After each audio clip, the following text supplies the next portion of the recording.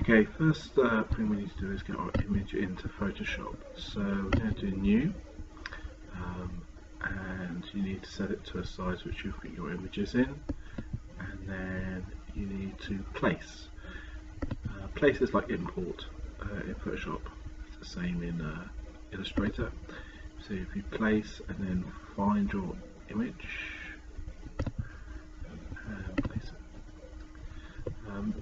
You can resize by pressing Shift. The reason we press Shift is that we don't want to squash our image or change the proportions of our photograph. So I'm going to press Shift. I'm holding Shift down whilst dragging out the corners to get it up to the size I want it.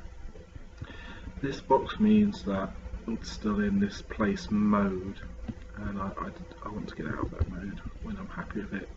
To do that, you can press various keys. Control P works, but if you click on the arrow key as well, it comes up with this place.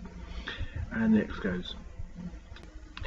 So now I've placed my image, I might want to crop it and edit it, because at the moment my main subject of this photograph, the dog, it's not a bad photograph generally, but I think it'd be more interesting if the dog was on the right hand side.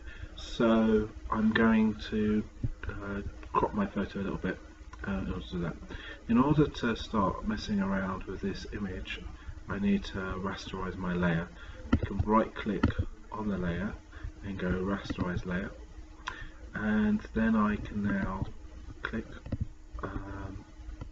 on the part of the image that I want to take through. Now what I'm going to do is I'm going to put the dog on the right hand side of my image, so it's not in the center, it's in the right hand side. I'm going to cut that, just Control X, or I could have gone Edit and then Cut, and then I'm going to do File New.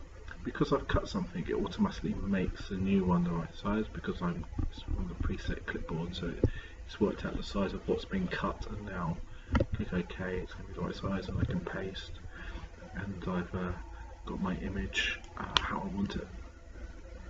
So that's placing the image, rasterizing the layer, and then thinking about how you want to lay out your photograph.